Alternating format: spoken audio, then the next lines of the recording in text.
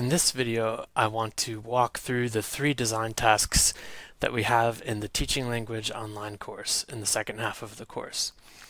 Okay, so I have a little chart here, and I want to show how the 3 design tasks line up in terms of the size of the group that you're going to be designing for, and the level of synchrony or synchronicity that the design task involves.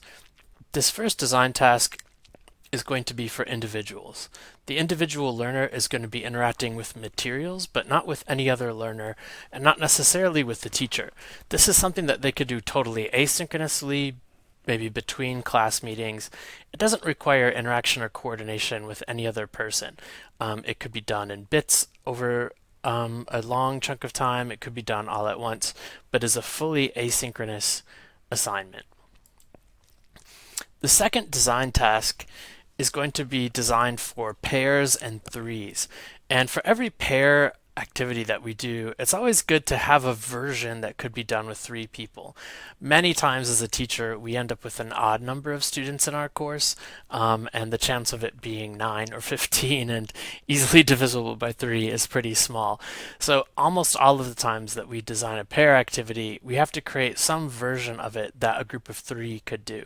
Even if you have an even number, it may be the case that one of your students is away, is unavailable. So having a group of 3, a version for 3 in the back of your back pocket is always a good thing to have. So design task 2 will be designed for a pair plus a version for 3. It should be adaptable for either 2 or 3 students. And this one is going to be quasi-synchronous. Quasi-synchronous means that there's some parts of this activity that students would be doing on their own time when they decide, but it requires some kind of coordination with their partner or with their partners.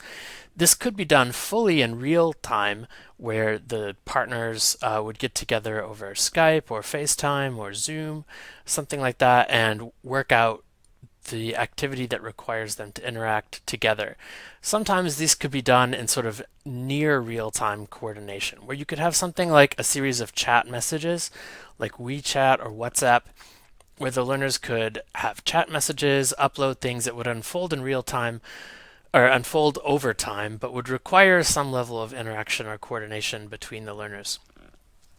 Theoretically, you could have a quasi-synchronous task, a quasi-synchronous activity that would involve your whole class, all 10 or 12 or 20 or 30 students, but it gets really hard to design that. So I think it's best to do a quasi-synchronous task when you're designing for pairs or threes. The last design task is going to be a design task which is fully synchronous, that this activity would require real-time interaction in many of its steps. And I'm asking you guys to design this for the whole class, to design a lesson that could be done synchronously for an entire class of learners. It could involve breakout groups within it, so there could be some moments of pair or 3 work, or even maybe some moments of individual stuff, but the matrix, the base, will be for the whole class. Again, it's possible to design a fully synchronous activity for pairs or for threes. This might have students make it required that they do everything about this in a breakout room that they set up outside of the class, that they do it all synchronously. Or you could imagine a synchronous class meeting where the whole time is spent just in breakout rooms or in pairs or in threes.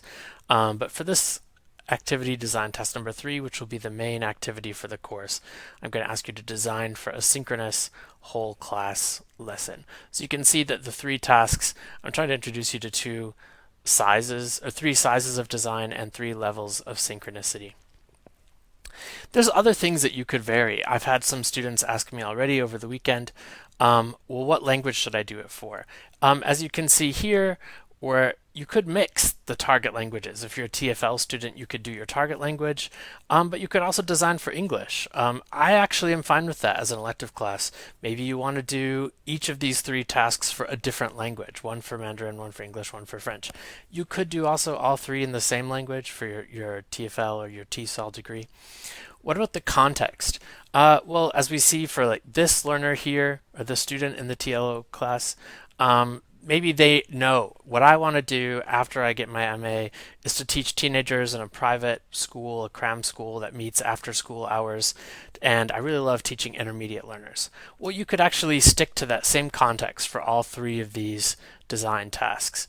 And you also have the opportunity to vary whether you create brand new assignments that you just kind of think it up for yourself out of nothing, or whether you would take an activity that was designed for a traditional class, like a traditional worksheet, a traditional group activity, a traditional class lesson, but you adapt it to be done fully online. Here, so you could see this kind of chart.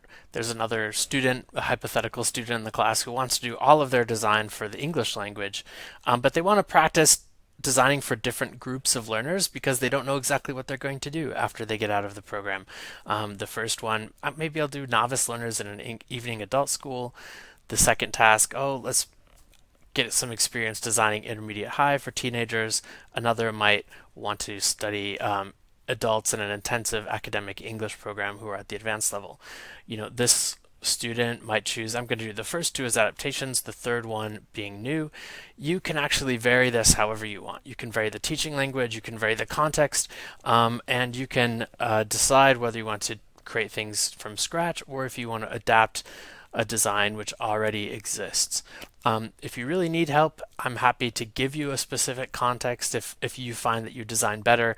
If you're given parameters in advance and then you design to fit with those parameters, I can give you some contexts that match real life contexts that I'm aware of.